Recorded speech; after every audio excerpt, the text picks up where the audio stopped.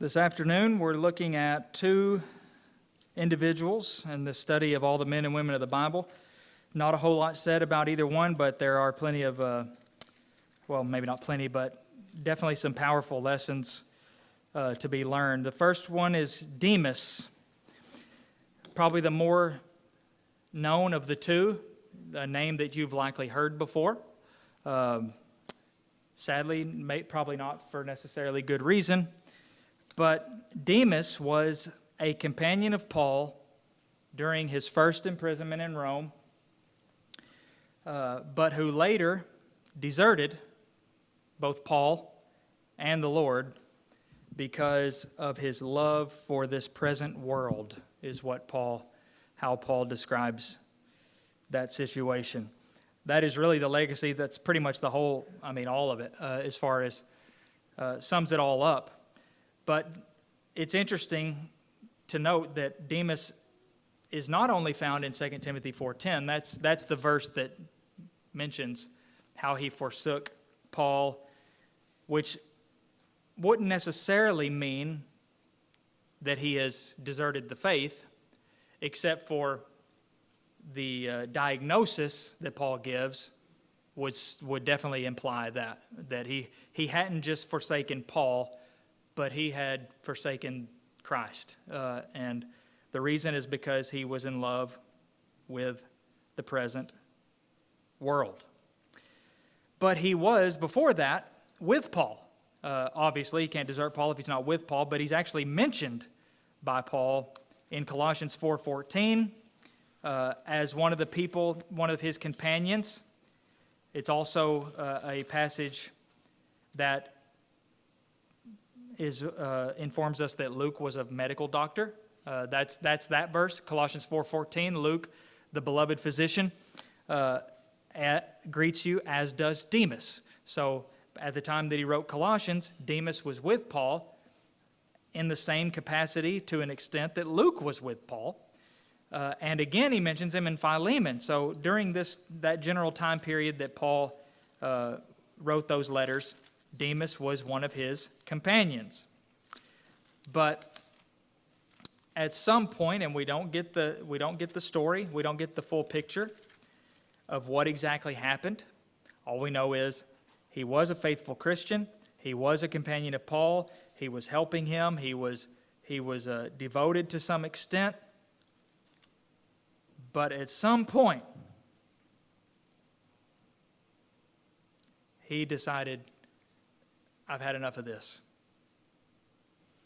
And it's a tragedy. It's very helpful, though, as far as looking into that decision that Paul said. He was in love with the present world. What do you think it means for somebody, practically speaking, how do you think Demas's love for the present world, this present world, would have manifested itself? Do you think it may have started manifesting itself before he left? Maybe? Like what the things that were important to him, or what was the motivation for his choices? Okay. Which I guess would have made a difference in his choices. He would have started making different choices. Priorities. Yeah, Joe? Well, see, I think that when you mention priorities, the scripture often mentions that we don't allow ourselves to get entangled with this world. In other words, it can distract us, and it can happen really easy. Your focus is on things down here, and you lose focus of what's really important. And that can happen to anybody. Yeah. For Demas, we're not told anything about his former life. So in some cases, we're told, here's a little snippet of their life before becoming a Christian. Now they are a Christian. And in some instances, even here's some slip-ups. Like Simon the Sorcerer, for instance. We're told about, given a sort of a summary glimpse of what his life was like before he became a Christian. So then whenever we read about his slip-up, the dots are pretty easy to connect. It's like, oh, he's I see he's slipping back into that. He's kind of slipped back into his old way. We don't know anything about Demas's life before becoming a Christian. So it would be all speculation as to the kinds of things he did, how he lived his life and whatnot. All we can piece together is he was with Paul, which would seem to suggest he wasn't just a Christian, but and I don't mean that in a negative way, but he was very devoted.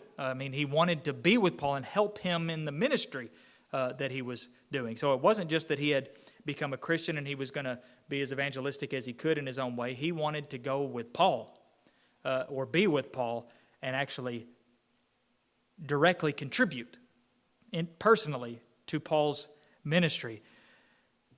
But something changed. Yep.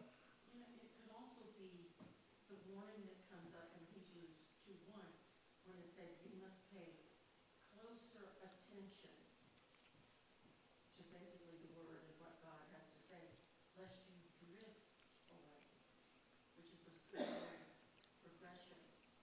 And so if you're not pruning the garden, if you're not putting the word in, and if you're not paying close attention, you can be led off anywhere.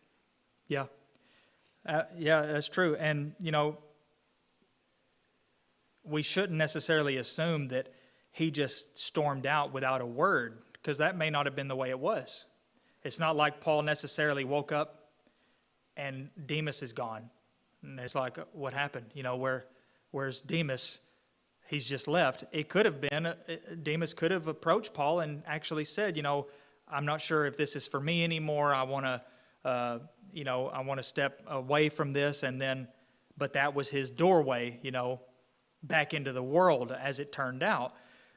So Paul may be, like in hindsight, in retrospect, he knows that Demas, he had enough of the Christian walk, and sadly, he gave it up. And he's an example, really, of so many people today, or I guess maybe the other way around. So many people today do exactly that same thing. Yep.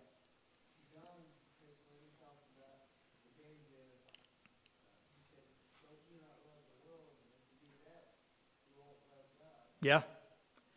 Everything in the world, none of it comes from the Father. Yeah. So don't love it.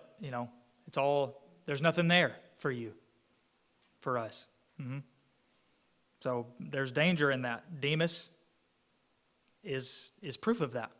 In his case too, when you said he was supporting Paul's ministry, I don't know if this would count as loving the world, but I would imagine I would be pretty scared, anticipating. We know what Paul ended up having to go through, so even that fear. Yeah. Paul was in prison for preaching. So he's attending to Paul, this prisoner, and it may have, hit a little too close to home, like, I don't want to risk being a prisoner, being thrown in prison. So maybe that contributed to his decision to remove himself. Yep.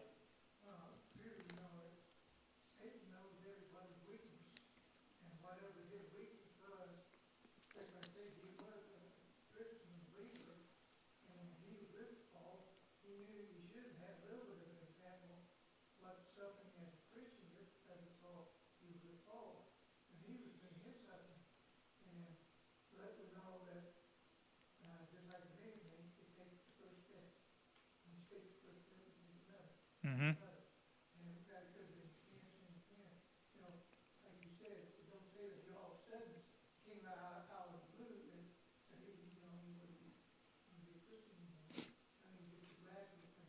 Yeah. And, like we said, they were in Rome, big, famous, the big city. And Demas probably didn't live there in Paul's quarters, wherever he stayed. He probably, we don't know. But I would suspect that he probably would go out, from there. He had to have, occasionally. You never know how it could have started. It maybe as just like I just want to go walk around over here, just see the town, check things out. observe. Then the next day, all of a sudden it's, well, I'll go to this place and spend some time there. And the more he is getting into his mind, the more he's being tempted to see his Christian life as an undesirable thing.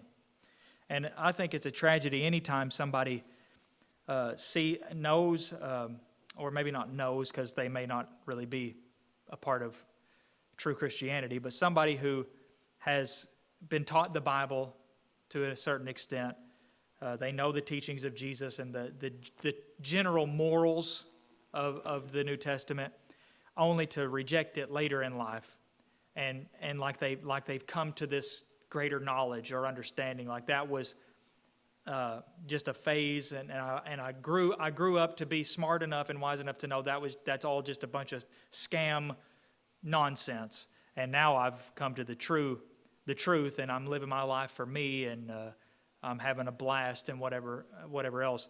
It's sad because it's not only a sacrifice of eternal life, but any honest person would be able to see that even take eternal life out of the picture. Let's pretend like for a second heaven doesn't exist. The life of a Christian is still the best possible way of life for everyone involved. Even if there was no such thing as heaven and eternity, living according to the instructions and morals of the New Testament will create the best society, the best community, the best family, the best home, the best you. Mental health, like having a purpose. Yeah. Having a purpose. It is best. It is the best. So it's inherently due to deception that anybody would ever think to do what Demas did. Dean, do you have something then, Joe? Demas was the first one that was called, if you remember, we go back years,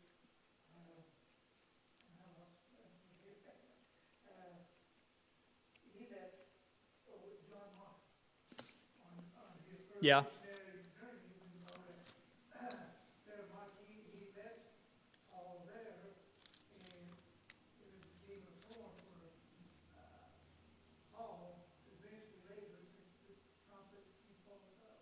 Yeah. Anyway, so I mean, he was up for 10 years now, John Mark, he came back. Mm-hmm. Yep. Demas could have, but we just don't know. Mm-hmm. It doesn't seem that he did. Of course, this was very near the end of Paul's life, so, who knows? I mean, I hope that Demas was restored at some point later in his life, but we just don't have any way of knowing whether or not that happened at this point in time anyway. But all we know is that he had left because, like we said, Colossians 4:14, Luke is with me and Demas. Now, here in 2 Timothy 4, verse 11, he says, Luke alone. It's just Luke is with me because Demas had gone. Mm-hmm. In Jeremiah, in 17:9, the heart is deceitful above all things and desperately sick. Who can understand it? In the Faulkner Queen marriage series that they had, they often said you had to take your wanter and grab it by the willer. And when you stop to think, oftentimes what we want to do is not right and not good for anybody, even yourself. When we talked about falling from grace last week or the week before, the person we have to be most afraid of is ourself and our wanting to make sure whatever we want is in conjunction with the will of what the ultimate was Christ in the garden. He wanted that cup to pass from him. Mm-hmm. But what he wanted was superseded by what his father willed him to do. That's what's so scary, this current movement in society toward encouraging everyone to do what you want, what feels good to you, as long as you're not murdering somebody or, doing something like that, but you should just do what feels good Yeah, which is nothing new. That's how it used to be. I mean, that's as old as anything. Hedonism and, all this stuff. Epicureanism was, that's what it was all about. You do what you want to do to make you happy. Your worst enemy is bad feelings. So whatever gets rid of bad feelings, which is totally subjective, by the way. What if seeing these people alive gives me a bad feeling? How am I going to remedy that? Well, pretty obvious. Does that make it okay? No, but there are other less severe things that are harmful. Just because somebody doesn't wind up dead doesn't mean the thing that you're doing isn't harmful. And that is what people refuse to acknowledge. Yeah, Dean? Well, even at the time of the judges, said that's what happened then. After the judge died, and they went right back. Yep. Right doing what they thought was right in their own mind. So, like you said, even then, same thing. Yep. They're not planted. Their feet weren't planted. So when the judge died, it's like, well, no, what do we do? We don't know what to do. And then here they go, down a spiral. Instead of holding fast, they already had the law, even in the time of the judges. So they didn't have to go down that spiral, but they started living for themselves. Sadly, that's what Demas did, and like we said, hopefully he changed his mind again. Here's some lessons we can learn. Remember, Jesus said this, where your treasure is, that's where your heart's going to be. Demas is a good example of that as well. Obviously, his treasure stopped being with Paul and the ministry and gospel, and that, therefore, his heart left it as well.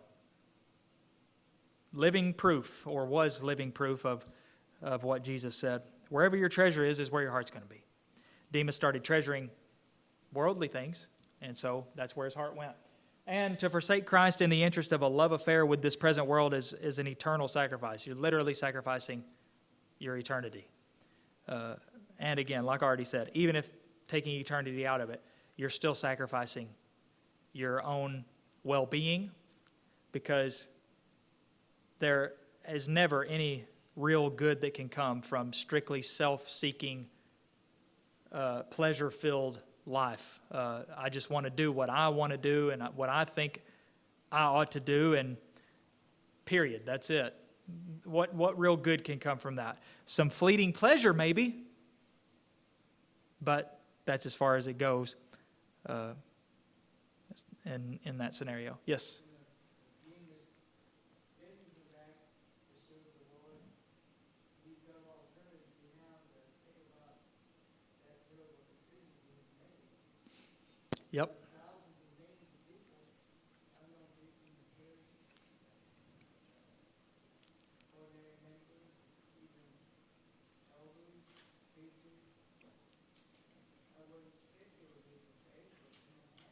Yep. Yep. If Demas did not turn back to the Lord, then there is no doubt about it that he now is reflecting on the fact that leaving Paul was the single worst decision that he ever made. No doubt. There's no greater, worse decision that he made in his whole life than when he decided, I'm done with this and I'm going back to before. In fact, Peter very clearly indicated and declared that for somebody like Demas, it's going to be even worse. Punishment will be even worse for them than somebody who never believed in the first place. Very, very powerful, a very powerful passage. Jesus said something that at least implied that same thing, but Peter said it straight up. Okay, Diotrephes. Raise your hand if you've ever heard of Diotrephes. Okay, a few. And that's what I expected, because he's not talked about much, but he probably should be. When you think about the letters of John, the three little Johns, as they're sometimes called, the first one being the longest by far, you think you could come up with a summary, like a one-word synopsis of 1 John? Okay, love. That's what I figured it would be. It's 5 chapters long, but there's a whole lot of love in there. I mean, John talks about love more than anybody. What about 2 John? Well, whether you know it or not, I would probably say false teaching would be that, because that in 2 John is the warning where he says, if anyone comes to you and doesn't teach, bring this teaching, don't receive him into your house, don't greet him, because once you do that, you're partaking of his wicked works. So that would be 2 John, warning about false teaching and your relation to them. If you ask somebody, what about 3 John? There's a very good chance they won't have any idea what 3 John. I can't think of a single thing from 3 John. You just don't hear it often. Well, Diotrephes. 3 John, Diotrephes. And that'll hopefully make more sense by the time we're done here. Because he is the main character that's mentioned or that's referenced in 3 John. 2 John and 3 John are almost exactly the same length. I think 3 John might be a tiny bit shorter. One of them is just a few words shorter. But the main thing that he brings up in 3 John is, eventually anyway, he brings up this man that was causing problems. His name was Diotrephes, which, by the way, means nourished by Jupiter or Zeus, or possibly foster child of Zeus, which isn't necessarily a reflection on him, because his parents obviously would have named him, and somebody with an unfortunate name could become a Christian, you know. Well, he had become a Christian, it seems. At some point, he was a Christian. And he says, I have written, this is verse 9, 3 John 9, I have written something to the church, but Diotrephes, who likes to put himself first, does not acknowledge our authority. So if I come, I will bring up what he is doing, talking wicked nonsense against us. And not content with that, he refuses to welcome the brothers and also stops those who want to and puts them out of the church.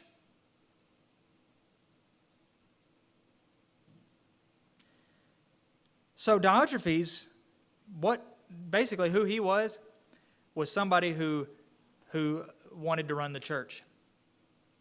That's him. That sums him up. Yeah, Dean?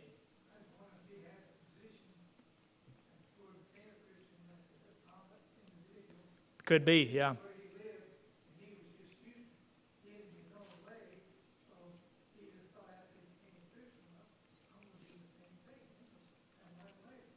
Yeah, that would have been something that would need to be addressed, and that ideally that he would have acknowledged. You know, you're absolutely right.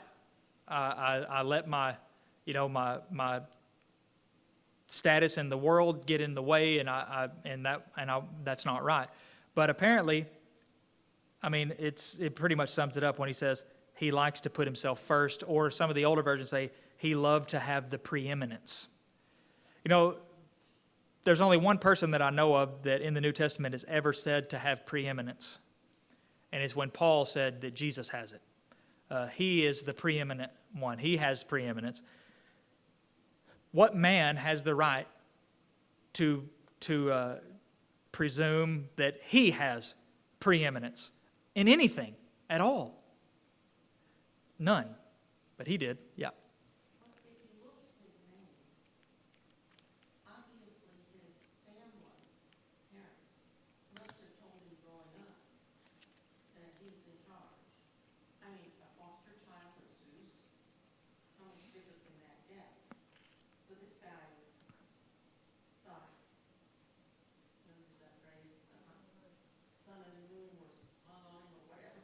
Yeah. Maybe. I mean, it could have just been a name that was devoted to these idols, you know. It's not that different than some of the names we read in the Old Testament, especially the ones that the Babylonians gave, like Daniel and the others. It's some sort of variation of, you know, son of this god or child of this god or something like that. So that would seem to indicate something about his upbringing, at least, that his parents were idolaters. Otherwise, why would they name their child that?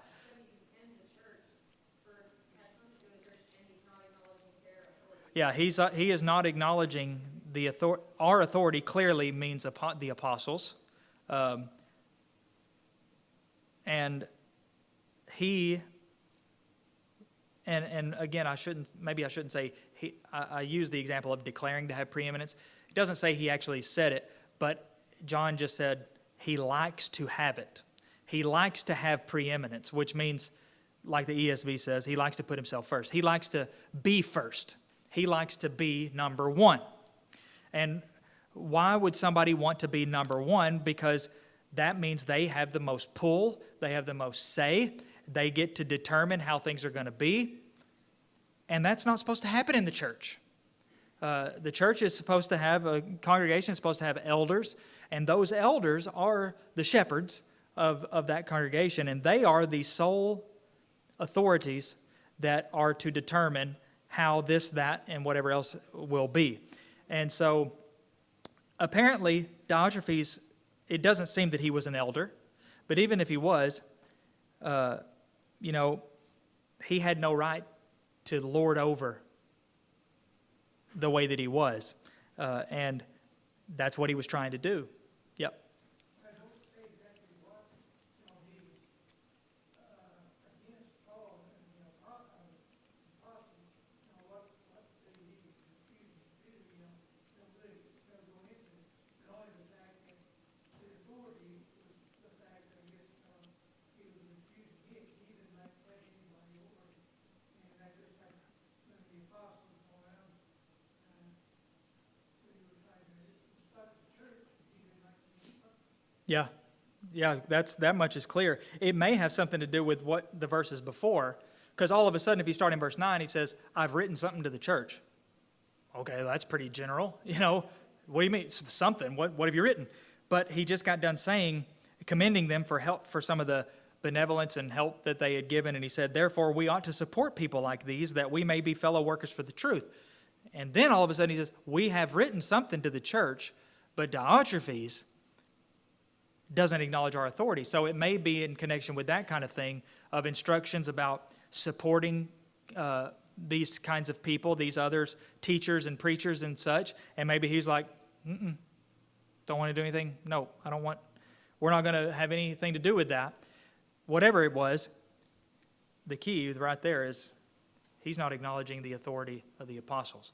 Anybody who tries to have precedence and preeminence in the church today is doing the exact same thing Diotrephes was doing, refusing to acknowledge the authority of either the apostles and their instructions or the elders of the congregation, both of which are, both of them are ignoring the authority of the apostles. But it was not right, and it was not good for the church. No good could come from it. And, as was said, I wonder if he had if he was somebody of status before. Well, sometimes I think congregations make the mistake of thinking that somebody who has that kind of status in the community would be a really good elder. And they might strive, really, he's somebody. He, maybe he owns a chain of businesses in the community, or maybe he's the president of the bank, or the president of the, some other, big place, the principal at the school, or, whatever it may be. And so he, by default, will just be he'll be good. It'd be great to have him as an elder. Well, first of all, that's a terrible qualification. And second of all, that there probably could be multiplied stories of congregations that have suffered the consequences of that decision, and these men who end up being like Diotrephes and lording over the other elders, and ultimately putting themselves above the church. But it doesn't have to be a rogue elder. It can be any member of a congregation who presumes to have a greater vote or worth in deciding what the church should do in any given area when that should never happen. Mm-hmm.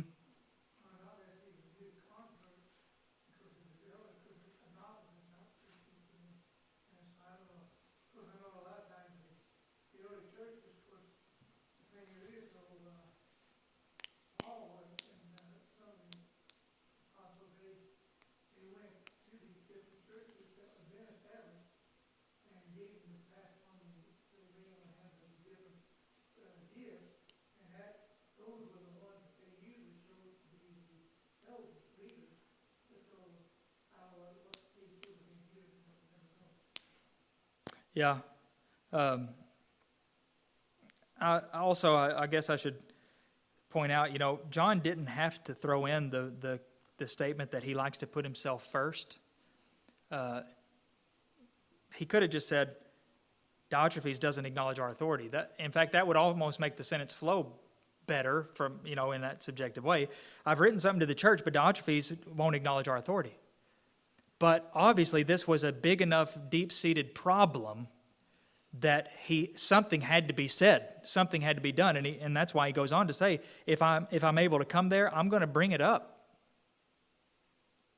And I think the implication is he's going to bring it up before the church, including him, or at the very least to his face, because he's talking wicked nonsense against us. So it was apparently a little more active than just refusing to acknowledge the authority, but that was the root of the problem. He likes to put himself first above everybody else, which can be done in a number of ways, by the way, and he's refusing to acknowledge the authority of the apostles.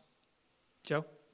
When you think about it, when 1 Corinthians was written, the problem they had was that people were aligning themselves with others. The problem was with the followers and who they were following. And that was written early in the church.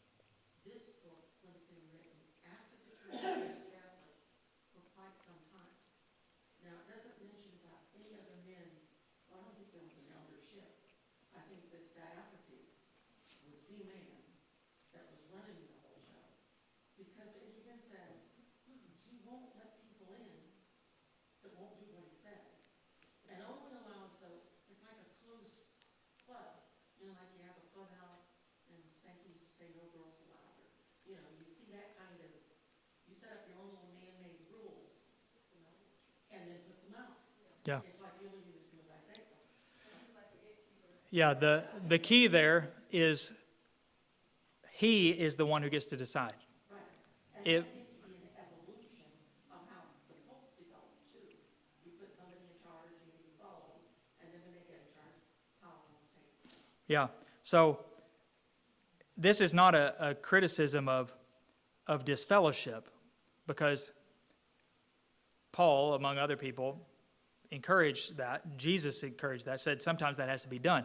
What Diotrephes was doing was he was creating the standard. Yeah, and there are some congregations of the church that do this kind of thing. Not necessarily putting a certain person out, but declaring that these congregations are not good enough or something. They're not worthy of us. They're not worthy of the fellowship because of some subjective interpretation of or church doctrine, like, well, that church gives money to an orphanage, so we are pronouncing them anathema, and there's nothing anybody can do about it. We're not in fellowship with them. Or this congregation, I don't know, has a located preacher. And, subjective things that are not authorized in the Scriptures, but that they determine is a matter of fellowship. That is not very much different than what Diotrephes was doing. He was deciding whether or not to welcome the brothers. I mean, what could that mean if not, he may have said, no, you're not really a brother. What do you mean I'm not really a brother? Well, you do this thing that I don't think you should do. So get out of here, you're not a brother. Or stops people from, and to be fair, he might just be meaning welcome them in general, like a way to treat them. But then he goes on to say he stops people who want to welcome them. So he's not just controlling that, he's controlling other people. I don't think this person should be welcome, and I'm not going to let you welcome them either. And then even puts them out of the church. Oh, you want to be with them? Get out, go be with them. Yeah, but again, the key, that might sound like an awfully familiar description of the way disfellowship works, but the difference is he was the one deciding who is what. Just himself. He gets to decide because he's first. And I can't emphasize enough, that would apply not just to that kind of thing, but anything that has to do with the church. No one person gets to decide, or persons get to decide or have the right or authority to run the church, except for the elders. Like Joe mentioned, it seems that there probably weren't elders at this congregation. By the way, this is another good example of, yes, a congregation can still be a real congregation of God's people without elders, but it's definitely not ideal because God knew what he was doing when he put that in order to have an eldership, because no matter what anybody thinks or says or wants, the eldership is the authority over the congregation. They get the say. It's good for an eldership to consider the congregation's opinion, but at the end of the day, they say the yes or no based on what they've received from the congregation. But where problems come in is when one or more members of the congregation think that they ought to have more pull than other members of the congregation, so that, or that they know what's best. Yeah, we should all have a say, but we know that this would be best, when really that is just disguised as this is what we want, and so we want to have it. That is Diotrephes. That's just another example of having the preeminence and liking to put yourself first. Yep. I've lived long enough to see that in any congregation that exists for over 20 years without an eldership will drift as far away as they can get, because it becomes a community standard. For a person to become an elder, they must thoroughly understand what the scripture says. If someone becomes a Christian, they should be able to raise their children to become an elder or part of an eldership. Because it starts off with, he didn't accept their authority. If you don't accept the authority of the scriptures, if you don't know the scriptures, endeavor to know them and teach them so that another generation can come up and make sure that this ship stays where the Lord put it. Otherwise, you've just got a community board that will have the most money, Yeah. has the most influence. And I'm very uncomfortable in a congregation that exists for a long time with no ownership. Yeah. Something's wrong. Yeah, and so it's only a matter of time. Yes, Paula? I raised three children in the church, and they should know all the stuff that she's saying, but they did what they wanted to do. I mean, I did this, I mean, we had Bible study, we did the whole thing. And it did not work. I mean, I have one daughter that I don't know where she's at. I have one over here, and I have one going to the back. I did not teach my children that. I did not teach my children. Mm-hmm. Somebody did, right? And I don't know who did, but it wasn't me. yeah, that's a sad reality a lot of times is they're I did. people are they're good. But when they do, they get to some place, they do what they want to do, and I think that's, Well, that's all you can do. hurts really bad. There's still time. Yeah. We all family members that like later. Yeah. Yep. And Take credit for, I did what I could do. all you can do is all you can do. And with the, no, that's fine. The way, totally fine. If you think about children, the thing about having elders is not everybody's going to agree, but the elders get to say, right? And then what good Christians ought to do is drop it. They get to decide, and now it's over. We respect that authority. It's kind of like kids. Kids are going to fight, unavoidable, but there's the parents. And the parents say, this is this. And the kids, hopefully, sometimes they might keep going to an extent, but it's over nonetheless. It's over. Mom or dad decided, and it's over. One may have gotten what they wanted. They may have neither gotten what they wanted, but it's over. So you think about that concept and then take the parents out of it. What do you think is going to happen? They're going to fight, and it's never going to end. I take it personally because I didn't do good. But that's why I love the song we sang when we ended today. It's step by step, he leads me. And that scripture that says, forgetting those things that are past. He does not use the word, well, just forget about it or get over it. That's not what the Lord said. He knows that there are things that will always boil up within us. And then we have to conscientiously put that down and then step by step go forward. It's not over until you stop breathing. And then God will do what God needs to do. And that's who you leave it with.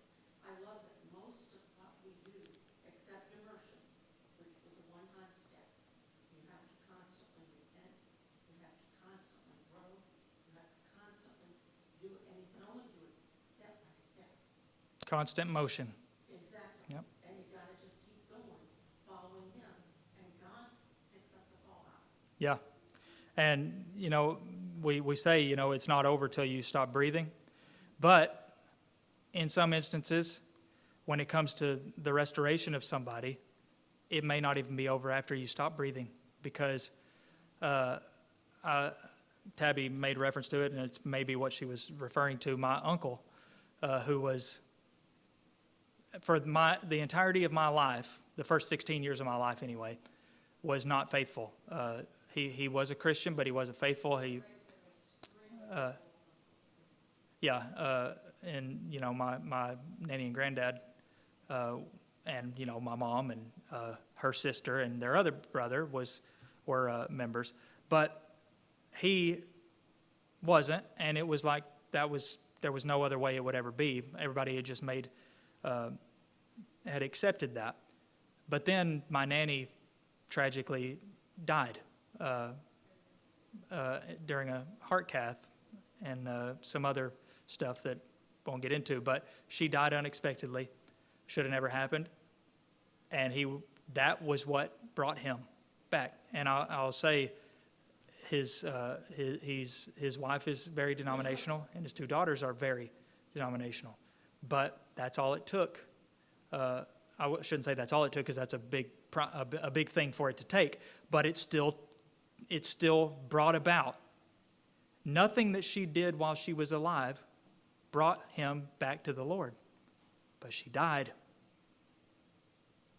And that was it. Dean?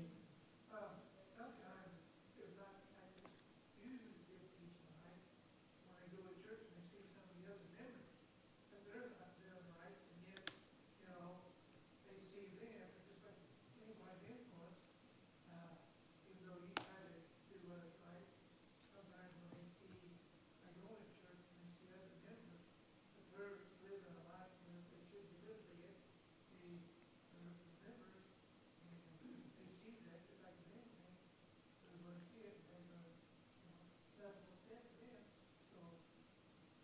Yeah.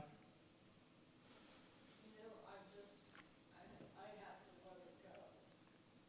And I'm having a hard time letting it go. Well, all you can do is take care of you at this point. And whatever's been done has been done, and you never know what might trigger a different way of thinking in somebody. And yeah.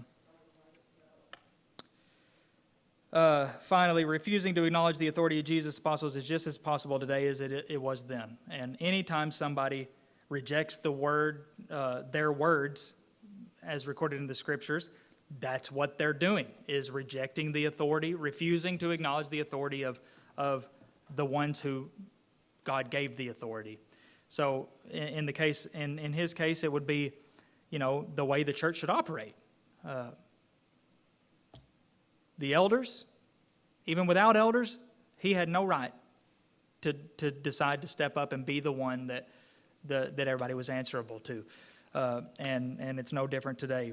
But like I said, children are going to fight, and you take the parents out, it'll never stop, because how can they settle it?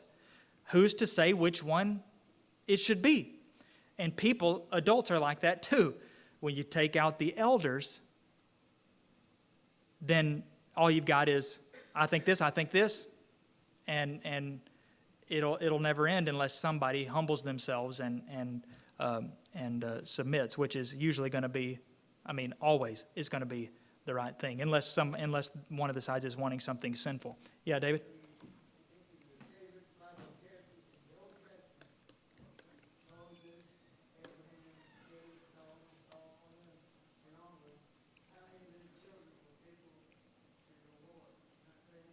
Yeah. Yep, true. They some great men and women had children that weren't faithful, and the other way around. But again, all we can do is what we can do, and what's done is done, and still time. As long as there's time, there's time.